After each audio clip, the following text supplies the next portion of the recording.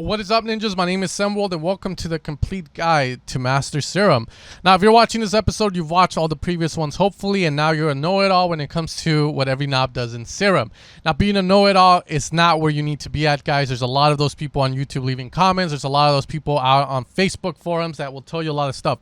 But nothing beats having experience and using your knowledge. Over time, as you create more sounds, you will develop that experience so that you can bring your knowledge together to create dope sounds as well as recreate sounds. Okay, now when it comes to recreating sounds, guys, the biggest ally you have is experience. Again, a lot of times when I hear a sound and I want to recreate it, a lot of the times I already have an idea on how to do it because I've made so many sounds. I've dabbled a lot to the point where I've made it accidentally or done something similar where I'm like, okay, if I want to get that, I already know I need to do this and that. But in order to achieve it exactly the same, I need to experiment a bit, but doing it with, again, educated guesses because you guys know what every little thing does in Serum and what it can help you achieve.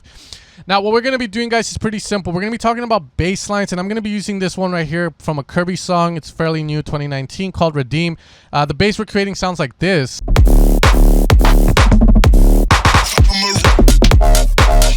Now, as you hear that sound, guys, there's a couple of things first. The first thing is you want to shape the sound. Even if you have a saw, you can still shape it. So the sound sounds like it has a bit of an attack to it. So we're going to give it to it just a hint. There we go. I'm also going to add this reverse pitch effect as I feel like it also has it. I'm not 100% certain, but again, I'm just going with my basis of experience with this. Right there sounds about fine. From here, I'm going to use a sine wave as the sound sounds like it started from a sine that got heavily distorted. You can also go with like a square that's filtered and then distorted, but a sine is good as the sine is going to sound like anything that got fucking filtered all the way down to like 57 or something. Okay, so once I have this, I'm going to add a distortion. Now, the cool thing about a sine wave, guys, it's the purest waveform that you can have when it comes to bass lines or when it comes to leads. And when you put distortion on it, you can turn it into a square, a sine square combination, more into weird stuff if you have different types of distortions or X shape or presets laying around.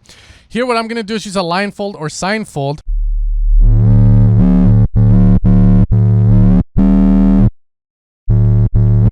And you can see how it just shapes it nicely.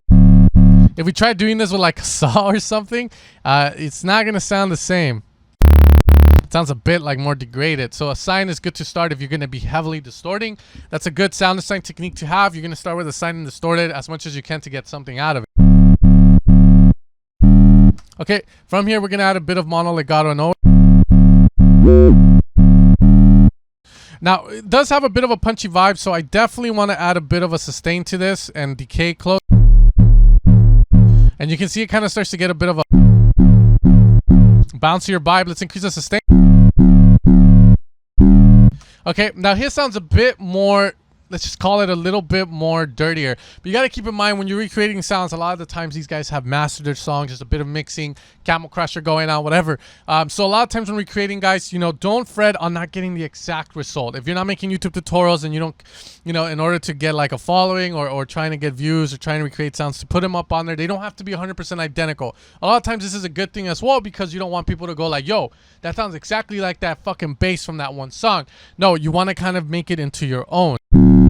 So once we have this, let's say, we can add a bit of noise, which is what Kirby has here, and we can use a bit of bright to just copy that. We're going to direct it out as we don't want to go into the distortion, as the one he has is a little bit just like standard white noise. Now, we would have to compress this together or find a way to make it a lot cleaner, but essentially that is the sound. A very simple one, as you can see, but it sounds pretty complicated, mainly because of the distortion. If I take it off, we just get a sine wave. So the key is that distortion. You can OTT if we want, and then let's say you like the way the OTT sounds, but you don't like the highs, just EQ it out with an EQ. Now here we can maybe lower the sustain a bit, lower the white noise, so it doesn't take away too much power. Even route it through the distortion. Fuck it. Now, with that bass out of the way, guys, let's make a more simple bass, which is a progressive house bass. Now, as you guys know, a lot of those are going to utilize saws. Hell, even the leads are fucking saws. The pads are saws. And, you know, even maybe the pianos are saws. But we can create that. Now, if you have a saw, We're gonna mono legato this because we need to know that always so that we get the glide. That's what we want, maybe a little bit more. Okay, we're gonna put a filter on it to cover the highs so that way it sounds a little bit more juicy.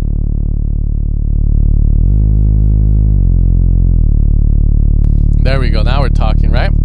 Okay, from here we can add a bit of distortion just to give it a bit more weight. Tube is fine as it's not a very hard distortion, and whenever you're just trying to saturate the sound, this gives you a very nice kind of saturation feel.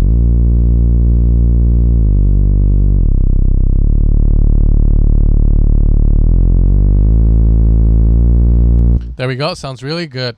And honestly, guys, when it comes to bass lines, the simpler, the better. You know, I could definitely add OTT to this. Makes it sound a lot tighter. We get a bit more highs in it, and if that's what you want, that's cool too. Let's say you like the way that sounds.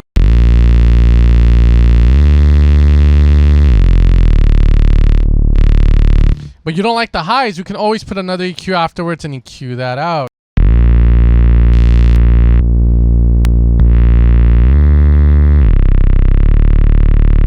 That sounds great, actually.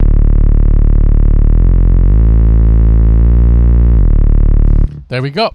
Now let's assume we want this bass to be wide. I mean, there are a lot of wide progressive house bass lines, but the key thing you guys have to know with these is a lot of the times the sub remains mono. Now you could definitely open up another Serum, but why not just do it all inside? So what I'm gonna do is have a sub direct out, and this will be our low end, and now we can turn this into 2 unison, and now we can get.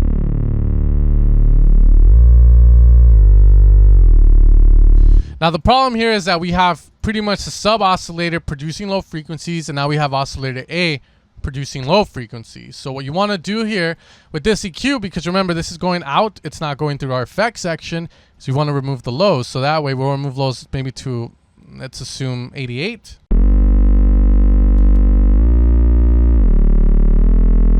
I misplayed it.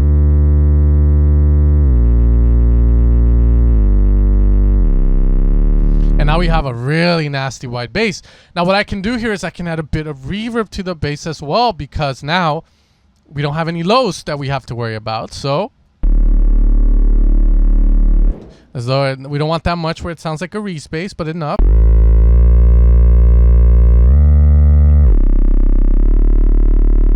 And there we go. Our mono information again is going to be in the center of the mix, and now we have the wide is going to be mids and up, which is fine. Some people like that sound, which is fine. You can now heavily distort the saw if you want.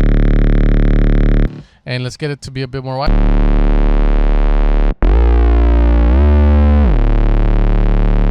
There we go, baby. Let's EQ.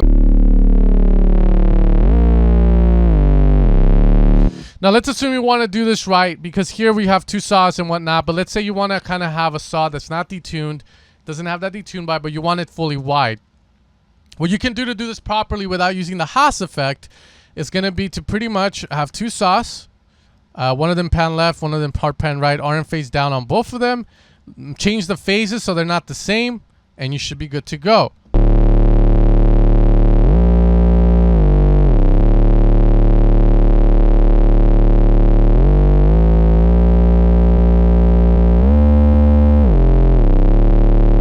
And there we go, we have something that sounds nice. And as you guys can see, it's pretty simple, and we're making bass lines that sound better than what some of the preset packs out there are offering. And that all comes from just knowing and utilizing Serum to its fullest potential. I consider this a bit of an advanced technique, but I think you guys can handle it in utilizing the EQ, the compressor, the distortion, and our sub that way. I don't see a lot of presets out there doing that. So if you guys do that, you're ahead of the game in my opinion, because you guys understand how sound is working and what you need in order to get it to work well together. Now let's assume here that I want to create a rolling bass. Now I'm not going to use an arpeggiator for this, but it's more ideal if you do. However, here I'm going to use LFO, and I'm going to have it at 116 to create a progressive house rolling bass, and we're going to add it here. You can also consider this a rolling trance bass or whatever you want to call it. And here we're just going to route it to these 3 fundamental places. We're going to lower this down a bit as well and open it up like so that we get something that sounds like this. Give it a bit more highs and get rid of the OTT on this one. It's a bit too much.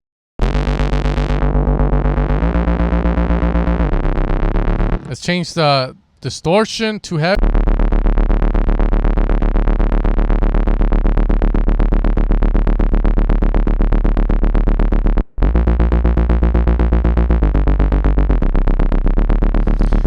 Now, if you hear that, the left side sounds a bit different. The right sounds like it's a lot louder. This was possibly due to the fact that we haven't routed B into our filter. So we did mess up a bit there, but it's fine.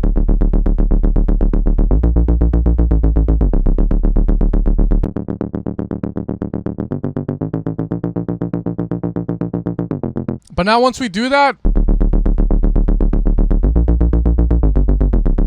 now it sounds proper on the left and the right signal. Now, the cool thing here is I can get rid of the sub and I could have this be a top layer, because as you guys know, in some progressive house tracks, you will have a mono-layered bass line, but sometimes they'll add like a nice rolling bass somewhere there that you can barely hear in order to give it room. And you can do this definitely with this same pattern. Just get rid of the sub, get rid of the lows, and you're good to go.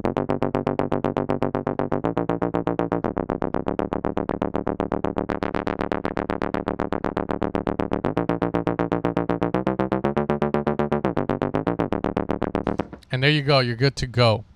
Now, another heavily popular bass that we can create, guys, is going to be the deep house bass line. Now, for this, we're going to utilize the FM synthesis, which we've talked about. And pretty much what we're going to do is a sine-to-sine FM synthesis kind of process, I guess you want to call it that. But we're doing with those because those are the smoothest FMs you're going to get. If you have a saw to a sine, it's a bit more harsher. You have any other wavetable, it's harsh if it's not sine-based. So what I'm going to do here is FM from this guy.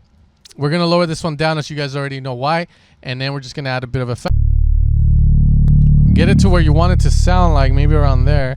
And then we're going to put a filter here. Route both of them through it just in case. Lower the cutoff. Create it. Shape it. Maybe you want a wub. You guys know how to do that. Maybe you want something there. But we're just going to have... Okay, we can open it up a bit more. Maybe around there. Drive. We're going to increase it.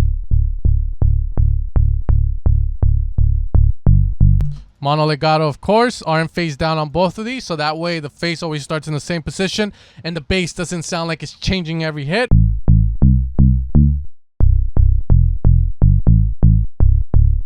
So there we have a standard deep one. Let's say we want more of an FM one. We can increase the pitch ratio here from 1 to 2. Now this is an octave higher, that's why.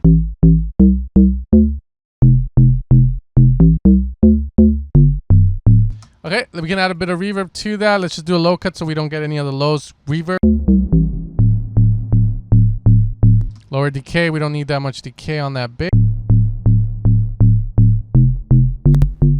Let's try OTT.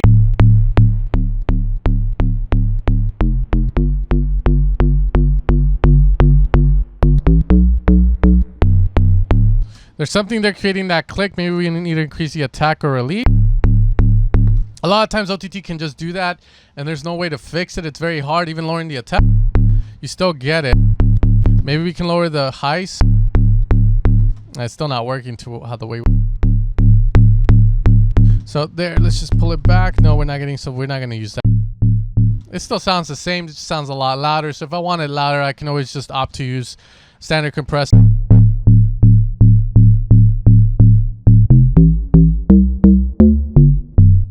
There we go. Sounds perfect. We can increase this up more. And we can increase the effect. Let's say you want to add a bit of movement to that. We can definitely add a bit of a decay to this at a very fast rate.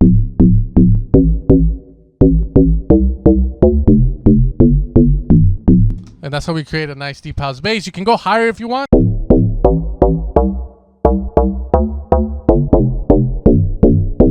Okay, let's lower the gain. A bit of chorus as well is nice.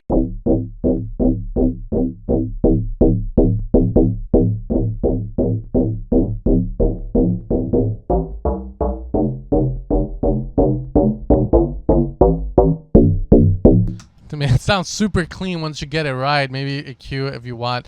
Now, if you go higher, you're going to lose a lot of low end. Keep that in mind because you're adding more higher harmonics through FM and opting to have less of the lower one.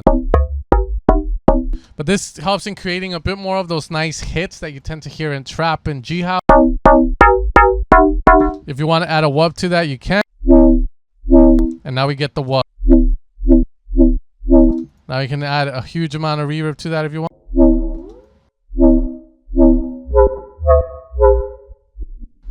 I forgot what the name of this genre is called. You guys, night bass. Okay, now let's assume here that you like it here. Let's say you're lacking a bit of lows, you can always add a sub here, as you guys already know, and you're good to go.